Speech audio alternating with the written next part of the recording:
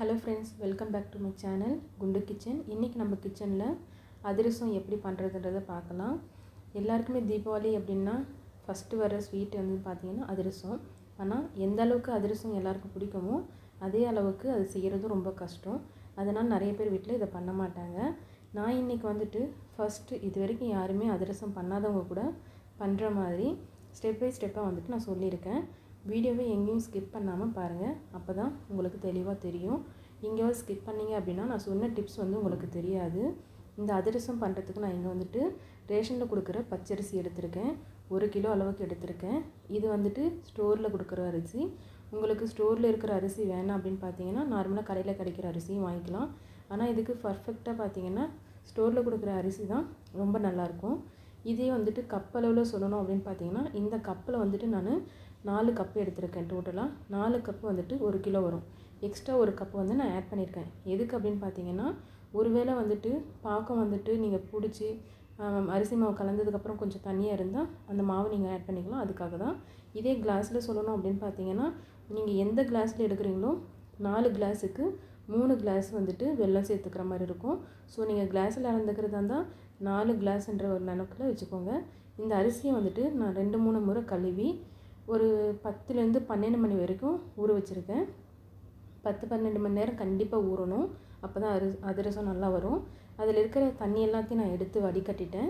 வடிகட்டினதுக்கப்புறமா வந்துட்டு ஒரு கிளாத் விரித்து அதுக்கு மேலே இந்த அரிசியை போட்டு ஃபேன் காற்றுல ஆற வச்சுக்கோங்க. தப்பி கூட மறந்து கூட வந்துட்டு சன்லைட்டில், அதாவது சூரிய வெளிச்சத்தில் ஆற வைக்கக்கூடாது. இப்போ பாருங்கள், ஆறினதுக்கப்புறமா அரிசி வந்து நீங்கள் தொட்டால் இந்த மாதிரி கையில் ஒட்டணும். ஆனால் ஈரம் வந்துட்டு நம்ம கைக்கு வரக்கூடாது. அரிசி மட்டும்தான் ஒட்டணும். அந்த அளவுக்கு காஞ்சால் போதும். இப்போ வந்து நான் அரிசியை மிக்ஸி ஜாரில் மாற்றிக்கிறேன். கொஞ்சம் கொஞ்சமாக போட்டு அரைச்சிக்கிடுக்குங்க. ஒரே முறை போட்டிங்க அப்படின்னா உங்களுக்கு வந்துட்டு கிரைண்ட் ஆகும். பட் ரவையாக இருக்கும், நைஸாக அரைப்படாது.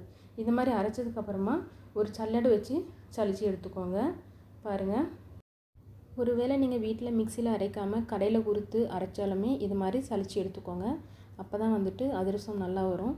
ஏன்னா நம்ம கடையிலே அரைச்சாலும் மிக்சியில் அரைச்சாலும் கண்டிப்பாக ரவையாக இருக்கும். கொஞ்சம் எப்படியும் கொரப்பாக இருக்கும். அதனால் சலிச்சு எடுத்துக்கிட்டால் பெஸ்ட்டு. அதனால் இந்த மாதிரி சலிச்சு எடுத்துக்கோங்க. நான் மொத்தமாகவே வந்துட்டு இதே மாதிரி எடுத்து அரைச்சி சலிச்சு வச்சுருக்கேன். இப்போ பாருங்கள், நான் அது வந்துட்டு குழுக்கட்டை மாதிரி பிடிக்கிறேன். பிடிச்ச மாவு பாருங்கள் உடையாமல் அப்படியே கட்டியாக வருது. அந்த மாதிரி இருக்கணும் ஈரப்பதம் கண்டிப்பாக. இதை வந்துட்டு இந்த மாதிரி கை வச்சு லைட்டாக ப்ரெஸ் பண்ணி விடுங்க. இது எதுக்காக அப்படின்னு பார்த்தீங்கன்னா நம்ம வந்துட்டு பாகலை வந்துட்டு மாவு சேர்க்குற வரைக்கும் அந்த ஈரப்பதம் கண்டிப்பாக இருக்கணும். இப்போ இங்கே வெல்லம் நான் எடுத்திருக்கேன். வெல்லம் பார்த்திங்கன்னா கையில் தொட்டால் சாஃப்டாக வரணும், இந்த மாதிரி நசுங்கணும். அந்த மாதிரி இருக்க வெல்லமாக பார்த்து எடுத்துக்கோங்க. கடையில் அதிரசத்துக்குன்னு கேட்டால் கொடுப்பாங்க. இந்த கப்பில் வந்துட்டு நான் 3 கப்பு எடுத்திருக்கேன் வெல்லமும். கிலோ கணக்கில் பார்த்திங்கன்னா 3/4 கிலோ. இதே வந்து டம்ளரில் சொல்லணும் அப்படின்னு பார்த்தீங்கன்னா 3 டம்ளர். இதில் வந்துட்டு 1/4 கப் அளவுக்கு தண்ணியை ஊற்றி கேஸ் மேலே வச்சு காய்ச்சுங்க. இது மாதிரி வச்சுட்டு இப்போ பக்கத்துலேயே வந்துட்டு ஒரு கிண்ணியில் தண்ணி வச்சுக்கோங்க. இது எதுக்கு அப்படின்னாங்கன்னா பாகு வந்து நம்ம செக் பண்ணுறதுக்காக இது பக்கத்துலேயே வச்சுக்கோங்க. இப்போ நம்ம மாவு வச்சுருக்கோங்களே, இந்த மாவுலேருந்து 1 கப்பு வந்து தனியாக எடுத்து வச்சிடலாம். எதுக்கு அப்படின்னு பார்த்தீங்கன்னா நான் 5 கப்பு சேர்த்தேன்ல, அந்த 5 கப்பில் வந்துட்டு 1 கப்பு மாவு எடுத்து பக்கத்தில் வச்சுக்கோங்க. 1 கிலோ அரிசி சேர்க்குறீங்கன்னா ஒரு கைப்பிடி வந்து எக்ஸ்ட்ரா போடுங்க. அதே மாதிரி மாவு அரைச்சதுக்கப்புறமா வந்துட்டு ஒரு கைப்பிடி எடுத்து பக்கத்தில் வச்சுக்கோங்க. இப்போ வந்து பாகு பாருங்கள் கொதிச்சிட்ருக்கு. இந்த மாதிரி வெல்லம்லாம் கரைஞ்சி கொதிக்க ஆரம்பிச்சிடுச்சு. ஒரு முறை வந்து நம்ம பாகு செக் பண்ணி பார்க்கலாம். தண்ணி எடுத்து பக்கத்தில் இருக்குங்களா, அதை எடுத்துக்கிட்டு இந்த மாதிரி கரண்டிலேருந்து கலக்கி எடுத்து அந்த தண்ணியில் விட்டு செக் பண்ணி பாருங்கள். இந்த மாதிரி நீங்கள் வெல்லம் வந்துட்டு இதுக்குள்ளே தண்ணியில் விட்டதுமே வந்துட்டு கரைஞ்சி போது பாருங்கள். இந்த மாதிரி இருந்தால் நமக்கு வந்து இன்னும் பாகு வந்து ரெடி ஆகலை. இன்னும் கொஞ்சம் நேரம் வந்துட்டு கொதிக்கட்டும். கலர் வந்து சேஞ்ச் ஆகும் உங்களுக்கு வெல்லம் கொதிக்க கொதிக்க. பாருங்கள், இந்த அளவுக்கு மாறி இருக்குது. இப்போ வந்து பாகு செக் பண்ணி பார்க்கலாம். பார்த்தீங்கன்னா நான் கையில் எடுக்கிறேன் பாருங்கள், அது வந்து அந்த தண்ணியில் ஒட்டாமல் வருது. இந்த மாதிரி வந்ததை வந்துட்டு நீங்கள் கையில் உருட்டி எடுத்துகிட்டு நசுக்கி பார்த்தீங்கன்னா சாஃப்டாக இருக்கணும். இப்போ வந்து பாகு ரெடி ஆகிடுச்சு. பாகு ஒரு முறை ரெடி ஆனதுமே மறந்துடாமல் ஸ்டவ்வை ஆஃப் பண்ணிவிடுங்க. ஸ்டவ் ஆஃப் பண்ணதுக்கப்புறமா வந்துட்டு நம்ம அரைச்சி வச்சுருக்கிற மாவு இருக்குது பார்த்திங்களா, அதை வந்து கொஞ்சம் கொஞ்சமாக சேர்த்துக்கோங்க. ஒரே முறை சேர்க்காதீங்க. ஒரே முறை சேர்த்திங்கன்னா கண்டிப்பாக வந்துட்டு உருண்டை பிடிச்சிடும் மாவு. கொஞ்சம் கொஞ்சமாக சேர்த்து கலக்கிட்டு திரும்பவும் வந்துட்டு மாவு வந்து சேர்த்து கலரி விட்டுக்கோங்க. இந்த மாதிரி எல்லா மாவையும் சேர்த்துக்கோங்க. ஒருவேளை உங்களுக்கு பாகு வந்துட்டு நீங்கள் மாவுலாம் சேர்த்த பிறக்கும் இலகுவாக இருந்துச்சு, அதாவது கொஞ்சம் வளவலன்னு இருந்துச்சு அப்படின்னா எக்ஸ்ட்ரா நம்ம பக்கத்தில் எடுத்து வச்சுருக்கிற மாவையும் சேர்த்து அட்ஜஸ்ட் பண்ணிக்கோங்க. அப்படியும் உங்களுக்கு மாவு சரி போகல அப்படின்னா கொஞ்சமாக கோதுமை மாவு கூட நீங்கள் சேர்த்துக்கலாம். எதுவும் ஆகாது.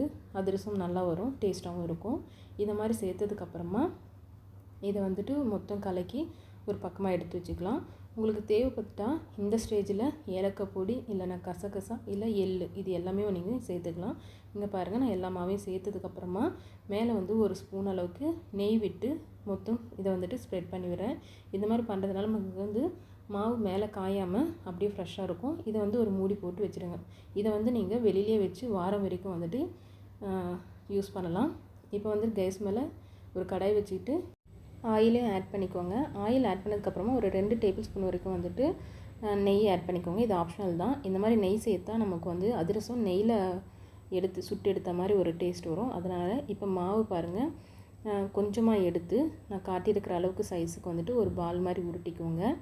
உருட்டிக்கிட்டு ஒரு வாழை இலை அப்படி இல்லைனா கவர் இல்லைனா வந்துட்டு பட்டர் ஷீட் இதில் எதையாச்சும் வந்துட்டு நீங்கள் கொஞ்சமாக நெய் இல்லைனா ஆயில் அப்ளை பண்ணிவிட்டு அது அதிரசத்தை வந்துட்டு நான் காட்டியிருக்கிற மாதிரி தட்டி எடுத்துக்கோங்க. ரொம்ப கனமாகவும் இருக்கக்கூடாது, அதே சமயத்தில் ரொம்ப சன்னமாகவும் இருக்கக்கூடாது, மீடியமாக இருக்கணும். இந்த மாதிரி நான் செஞ்சுருக்கிற மாதிரி பார்த்து செஞ்சுக்கோங்க, வீடியோ கிளிப்பில் காட்டியிருக்கிற மாதிரி.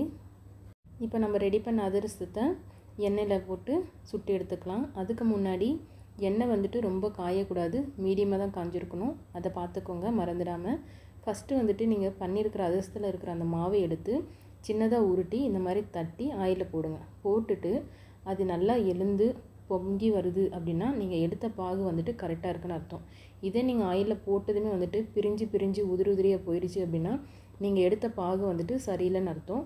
இதை வந்து செக் பண்ணிக்கோங்க ஃபஸ்ட்டு வந்து நீங்கள் அதிரசம் செய்கிறப்ப. இப்போ நான் எடுத்த பாகு கரெக்டாக இருக்கிறதுனால நான் செஞ்ச அதிரசத்தை வந்துட்டு ஆயிலில் டீப் ஃப்ரை பண்ணி எடுத்துக்கிறேன். பாருங்கள், பொங்கி வருது.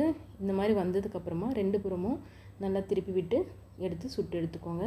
இப்போ இந்த ப்ரௌன் கலர் மாறினதுக்கப்புறமா இன்னொரு கரண்டி வச்சு எக்ஸ்ட்ரா இருக்கிற அந்த ஆயிலாம் வந்துட்டு எக்ஸஸாக இருக்கிற அந்த ஆயிலாம் வந்துட்டு ஃபில்டர் பண்ணி எடுத்துக்கோங்க.